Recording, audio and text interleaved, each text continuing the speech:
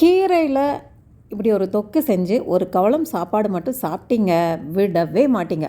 அவ்வளோ சூப்பராக இருக்கும், அட்டகாசமாக இருக்கும், ஆரோக்கியத்துக்கும் ரொம்பவே நல்லது. வெந்தயக்கீரை பொதுவாக எல்லாருமே கசக்கும் அப்படின்னு சொல்லி ஒரு சில ரெசிபீஸ் தான். அதாவது வெந்தயக்கீரையில் குழம்பு, பொரியல், தோசை, சாம்பார், சப்பாத்தி அப்படின்னு ஒரு சில ரெசிபீஸ் நம்ம செய்கிறோம். ஆனால் இந்த மாதிரி செய்யும்போது கீரை நிறைய சாப்பிட முடியும், சுவைச்சு ரசனையோடு சாப்பிட முடியும். இந்த வெந்தயக்கீரையில் பார்த்திங்கன்னா நிறைய நற்குணங்கள் இருக்குது, ஆரோக்கியமான கீரை அப்படின்னு சொல்லலாம். இந்த சமையலில் மருத்துவ குணங்கள் நிறைய இருக்கிறதுனால இந்த வெந்தயக்கீரை எடுத்துக்கும் போது நரம்பு மண்டலம் அந்த தளர்ச்சி பிரச்சனைக்கு இது ஒரு சிறந்த மருந்து அப்படின்னு சொல்கிறாங்க. செரிமானம், வயிற்று வலி, உப்புசம், வயிற்று வலி, வயிற்று எரிச்சல் இந்த மாதிரி பிரச்சனைகளுக்கும் இது குணப்படுத்துறதுக்கு உதவுது. உடல் சூடை தணிக்கிறதுக்கும் இது ரொம்பவே ஹெல்ப்ஃபுல்லாக இருக்குது. செரிமானத்துக்கு ரொம்பவே சிறந்தது அப்படிங்கிறதுனால குழந்தைங்கள்லேருந்து பெரியவங்க வரைக்கும் இதை தவறாமல் எடுத்துக்கோங்க, ஆரோக்கியத்துக்கு ரொம்பவே நல்லது. இந்த தொக்கு ஃபார்மில் சூடான சாதத்தில் போட்டு பிசைஞ்சும் சாப்பிட்லாம். அதே போல் இது நல்லா கிளறிட்டு டிஃபன் பாக்ஸில் வச்சு கொடுத்து அனுப்பிச்சிங்கன்னா மத்தியானம் ஆகும்போது இது நல்லா சாயந்தரம் இந்த கீரையினுடைய சுவை சாதத்தில் நல்லா சாயந்தரும் போது எடுத்து சாப்பிட்றதுக்கு ரொம்பவே சுவையாக இருக்கும். ஸ்கூலுக்கும் கொடுத்து அனுப்பலாம். இந்த ரெசிபி பார்க்குறதுக்கு முன்னாடி நம்ம சேனலை இன்னும் சப்ஸ்கிரைப் பண்ணலன்னா சப்ஸ்கிரைப் பண்ணிட்டு வந்துடுங்க.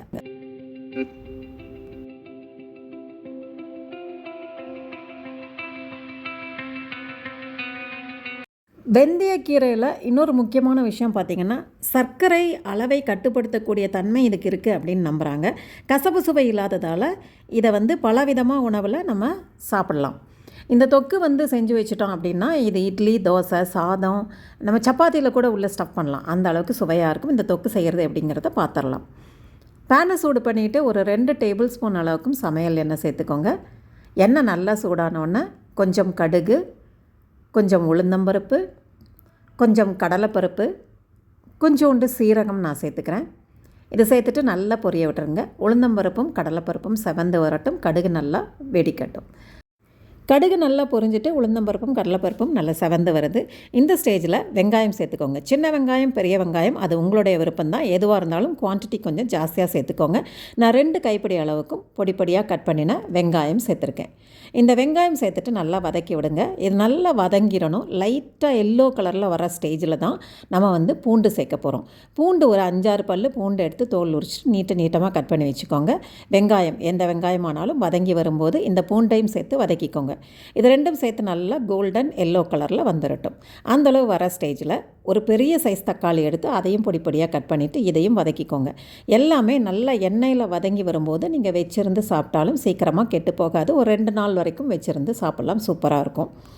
இந்த தொக்கு ஃப்ரிட்ஜில் வச்சுருந்தீங்கன்னா ஒரு 4 நாள் வரைக்கும் கூட வச்சுருந்து சாப்பிட்லாம். இப்போ இந்த வெங்காயம், பூண்டு, தக்காளி இது நல்லா வெந்து வரட்டும். இந்த தக்காளி தோல் விட்டு வரணும் அப்படிங்கிறதுக்காக இந்த தொக்குக்கு தேவையான உப்பையும் இந்த ஸ்டேஜில் சேர்த்துடலாம்.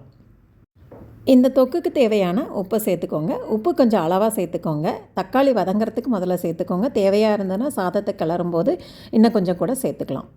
இப்போ நான் கொஞ்சோண்டு உப்பு சேர்த்துட்டு தக்காளி நல்லா வதக்கி விட்டுறேன். இது எவ்வளோக்கு எவ்வளோ எண்ணெயில் நல்லா வதங்கி வருதோ அவ்வளோக்கு அவ்வளோ சுவை அட்டகாசமாக இருக்கும். அடுத்ததாக ஒரு 1/2 டீஸ்பூன் அளவுக்கும் மஞ்சப்பொடி சேர்த்துக்கோங்க. செட்டிநாடு சாம்பார் மசாலா தூள் தான் நான் இப்போ சேர்க்குறேன். இந்த செட்டிநாடு ஸ்நாக்ஸ் ஆன்லைனில் கிடைக்கும். இது உங்கள் காரத்துக்கு தகுந்த மாதிரி. நான் இப்போ 2 டீஸ்பூன் அளவுக்கும் சாம்பார் மசாலா தூள் சேர்த்துருக்கேன்.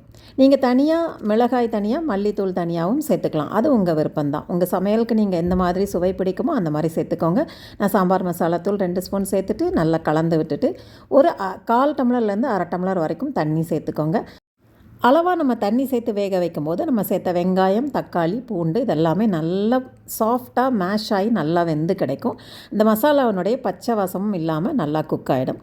இது நல்லா கொதிக்கட்டும். அதுக்கடையில் நான் 2 கட்டு வெந்தயக்கீரை எடுத்து நல்லா அந்த இலைகள் மட்டும், அந்த காம்பு இல்லாமல் அந்த கீரையை மட்டும் ஆஞ்சிட்டு அந்த இலையை நல்லா கழுவிக்கோங்க. ஒரு 2-3 தடவை நல்லா தண்ணியில் அலசி மணலெல்லாம் எதுவுமே இல்லாமல் சுத்தமாக தண்ணியை வடித்து எடுத்து வச்சுருக்கேன். இந்த இலை இந்த மாதிரி எடுத்து காய வச்சும் பயன்படுத்துறது உண்டு. வெந்தயக்கீரை சீசனில் நீங்கள் வாங்கிட்டு இலைகள் நல்லா ஆஞ்சி கழுவிட்டு துணியில் உலர்த்திட்டு நல்லா காய வச்சு எடுத்து வச்சிட்டிங்கன்னா உங்களுக்கு சப்பாத்திலெல்லாம் சேர்த்து பிசைஞ்சு சப்பாத்தி செஞ்சால் ரொம்ப நல்லா மணமாக இருக்கும்.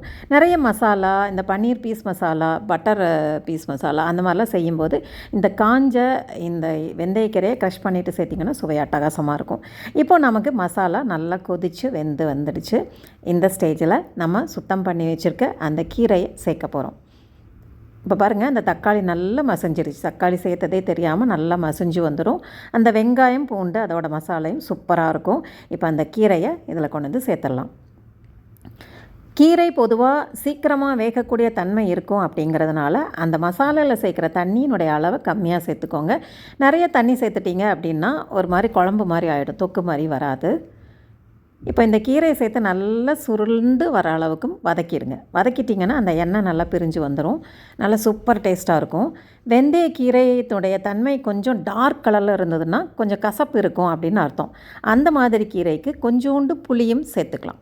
கொஞ்சம் புளி சேர்த்துட்டிங்கன்னா அந்த கசப்பு தெரியாது. புளி காரம் சேர்க்கும்போது கசப்பினுடைய தன்மை கம்மியாயிடும். உங்களுக்கு கசப்பு தன்மை பிடிக்காது அப்படின்னா கொஞ்சம் டார்க் கலரில் இருக்க கீரைக்கு கொஞ்சோண்டு புளி சேர்த்துக்கோங்க. ஒரு சின்ன நெல்லிக்காய் அளவுக்கும் புளியை கரைச்சிட்டு சேர்த்துக்கோங்க. இப்போ எனக்கு கொழுந்து கீரை அப்படிங்கிறனால அவ்வளோ கசக்காது, நான் சேர்க்கலை. அந்த கசப்புத்தன்மை லேசாக இருக்கும்போது அந்த டேஸ்ட் எங்களுக்கு பிடிக்கும் அப்படிங்கிறதுனால அந்த கசப்புத்தன்மையோடையே சாப்பிட்லாம்.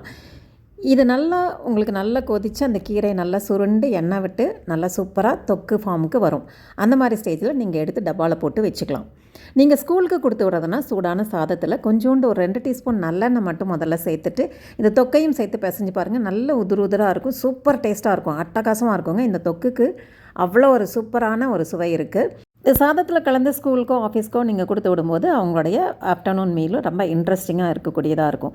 எப்பயும் மாதிரி நம்ம லெமன் ரைஸு, தக்காளி சாதம், தேங்காய் சாதம் அந்த மாதிரி கொடுக்காம இந்த மாதிரி கீரை வகைகள் சேர்த்து சாதம் செய்யும்போது ஒரு நல்ல ஒரு மருத்துவ குணம் நிறைந்த ஒரு உணவு நம்ம எடுத்துக்கிறோம் அப்படிங்கிற ஒரு திருப்தியாகவும் இருக்கும்.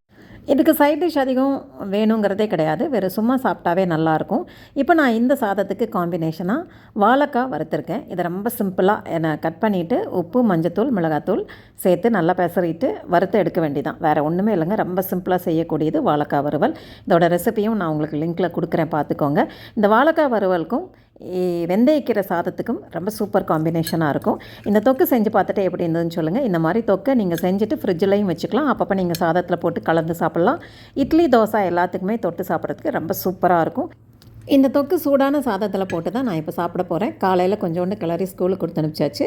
இப்போ சூடான சாதத்தில் இந்த தொக்கை சேர்த்துட்டு பிசைஞ்சு சாப்பிட்லாம். இது கூட நீங்கள் நல்லெண்ணெய் ஒரு ஸ்பூன் சேர்த்துட்டாலுமே அட்டகாசமாக இருக்கும். வேறு எதுவுமே இதுக்கு வேணாங்க. சுட்ட அப்பளமும் இந்த மாதிரி தொக்கு சாதமும் சூப்பராக இருக்கும். வீடியோ பிடிச்சிருந்தாலும் லைக் பண்ணி, கமெண்ட் பண்ணி, ஷேர் பண்ணி, சப்ஸ்கிரைப் பண்ணிக்கோங்க. சுவையை ரசிக்கலாம் வாங்க. தேங்க்ஸ் ஃபார் வாட்சிங்.